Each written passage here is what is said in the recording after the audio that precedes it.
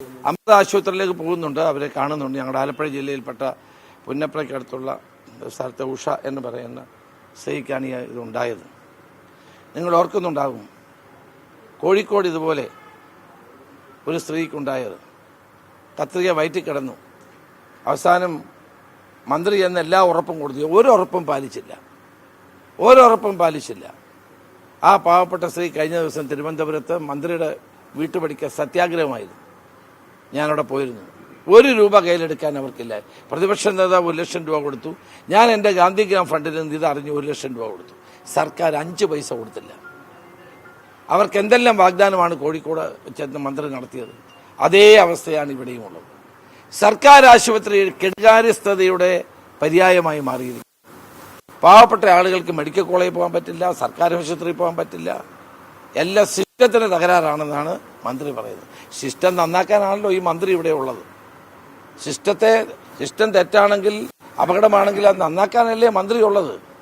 മന്ത്രി ഒരു അക്ഷരം മിണ്ടുന്നില്ലല്ലോ. കോഴിക്കോട് സംഭവത്തിൽ ശേഷം ഇതുവരെ ഒരു നടപടി സ്വീകരിച്ചിട്ടില്ലല്ലോ. വളരെ ദുഃഖകരമായൊരു സംഭവമാണ് ഈ ഉഷ എന്ന് പറയുന്ന സ്ത്രീക്കുണ്ടായത്.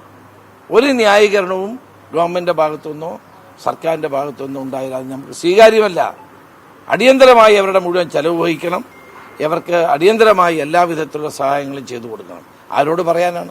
പറഞ്ഞിട്ട് കാര്യമില്ലാത്തത് കൊണ്ട് നിങ്ങളോട് ഞാൻ പറയുകയാണ്, ഒരു കാര്യവുമില്ല. ഈ സർക്കാരിന്റെ ഭാഗത്തുനിന്ന് ഒരു സഹായവും കോഴിക്കോട്ടെ സ്ത്രീക്ക് ഉണ്ടായില്ല. ഇപ്പോഴും ഉണ്ടാകുമെന്ന് എനിക്ക് പ്രതീക്ഷയുമില്ല.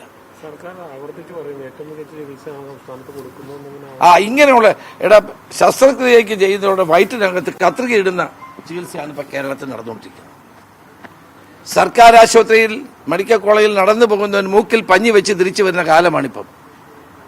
പല മെഡിക്കൽ കോളേജുകളുടെ സ്ഥിതി അതാണ്.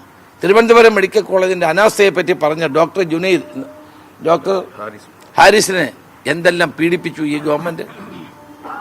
തുറന്നു പറയുന്ന ഉദ്യോഗസ്ഥന്മാരെ മുഴുവൻ പീഡിപ്പിക്കുകയാണ്, ഡോക്ടർമാരെ പീഡിപ്പിക്കുകയാണ്. ഇതാണ് നടന്നുകൊണ്ടിരിക്കുന്നത്.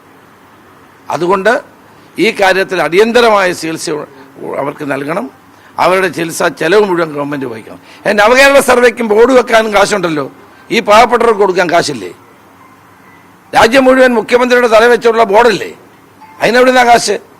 അപ്പൊ ഈ പാവപ്പെട്ടവർക്ക് ഗവൺമെന്റിന്റെ അനാസ്ഥ കൊണ്ടുണ്ടായ ഗുരുതരമായ ഒരു പ്രശ്നമാണിത്. 5 വർഷമായിട്ട് ആ സ്ത്രീ തന്റെ വയറ്റിൽ കത്രികയായിട്ട് നടക്കുകയാണ്, വേദന അനുഭവിക്കുകയാണ്. ഒരു മനുഷ്യ സ്ത്രീ ഇത്രയും വലിയ വേദന അനുഭവിച്ചിട്ട് മന്ത്രി ഒന്ന് വിളിക്കുക പോലും ഇതുവരെ ചെയ്തിട്ടില്ലെന്ന് വീട്ടുകാർ പറയുന്നു.